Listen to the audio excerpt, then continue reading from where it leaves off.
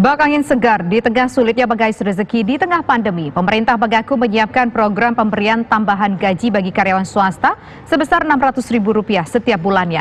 Bagi-bagi dana tunai itu menyasar 13.000 pekerja dengan gaji di bawah 5 juta rupiah. Lalu bagaimana mekanisme penyaluran bantuan? Laporan utama hadir dengan tajuk Karyawan Dapat BLT. Kapan cairnya?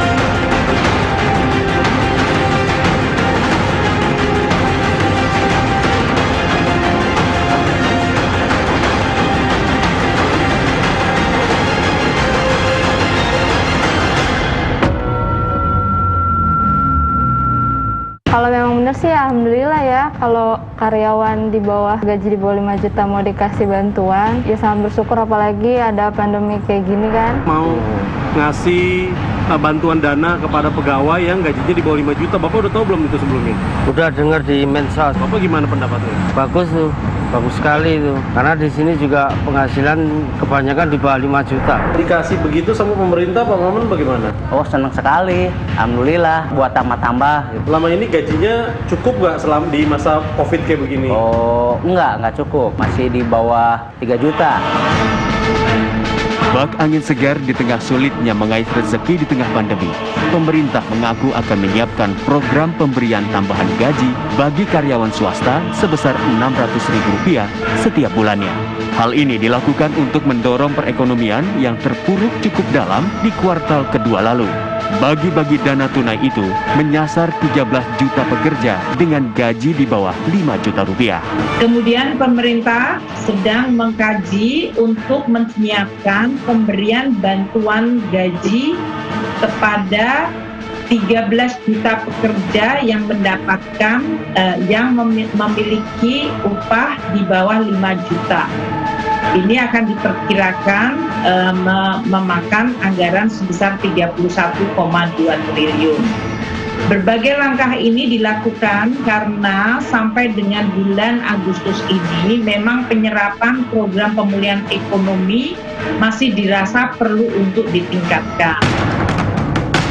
Lalu bagaimana mekanisme pemberian dana bantuan bagi karyawan dan apa beda program ini dengan program lainnya yang telah ada? Program bantuan tunai untuk pekerja yang gajinya di bawah 5 juta sebulan memang dimaksudkan sebagai pengisi ruang yang selama ini kosong untuk kelompok menengah bawah yang rentan terhadap krisis ekonomi, terhadap PHK dan sebagainya. Karena apa? Karena yang pertama, untuk kelompok masyarakat miskin dan kurang mampu atau korban PHK sudah ada skema bansos.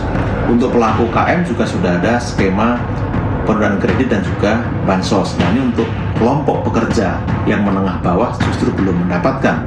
Sedangkan sebelumnya sudah ada insentif pajak untuk pekerja kelas menengah. Diharapkan nanti ini bisa dideliver lebih cepat. Sekarang sedang finalisasi. Bagaimana mekanismenya tentu masih dimatangkan oleh Satgas dan Kementerian Keuangan.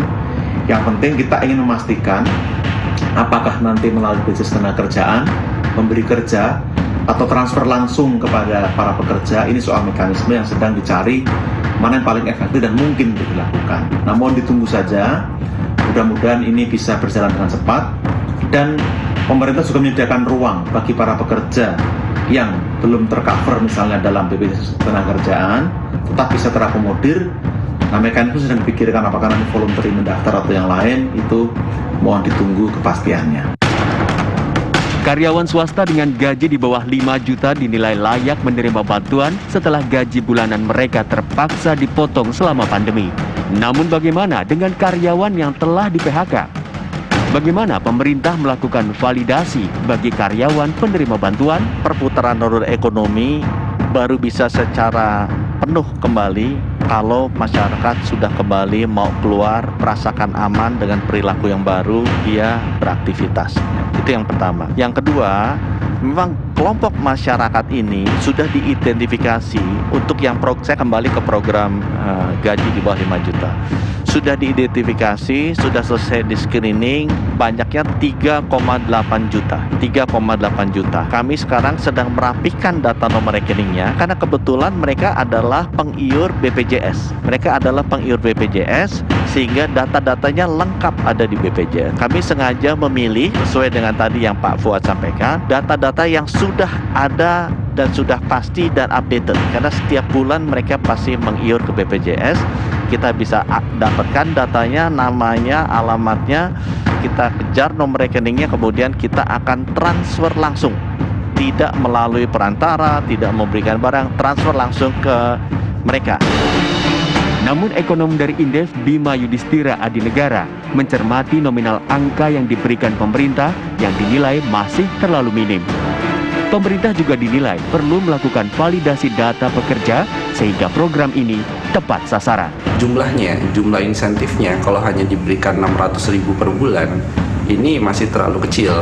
Jadi dengan asumsi mereka menanggung, satu pekerja menanggung 2-3 orang anggota keluarga dan garis kemiskinan kita sekitar 440.000 per bulan, maka kalau dikalikan 3 kan minimum sekali adalah sekitar 1,2 juta. Nah 1,2 juta ini yang harusnya diberikan oleh pemerintah minimum sekali sehingga mereka tidak jatuh di bawah garis kemiskinan, di mana pekerja yang masih bekerja mendapatkan insentif dari negara.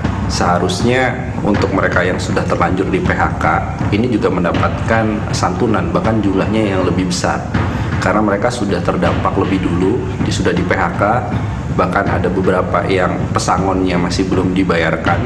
Nah ini justru penting untuk menjaga daya beli. Kemudian yang paling penting lagi adalah bagaimana memvalidasi data, karena data ini harus dilakukan cross check ataupun validasi. Apakah dia benar-benar bekerja di perusahaan itu, ataukah kemudian dia memiliki BPJS Ketenagakerjaan. Jadi ini harus lintas stakeholder, mulai dari Kementerian Keuangan, kemudian BPJS Ketenagakerjaan, ada Kementerian Tenaga Kerja. Ini harus kemudian berkoordinasi sehingga benar-benar mendapatkan data pekerja yang cukup valid. Jadi kita harus paralel, subsidi gaji iya, tapi di sisi yang lain juga pemerintah harus memberikan santunan yang justru lebih besar kepada para korban PHK.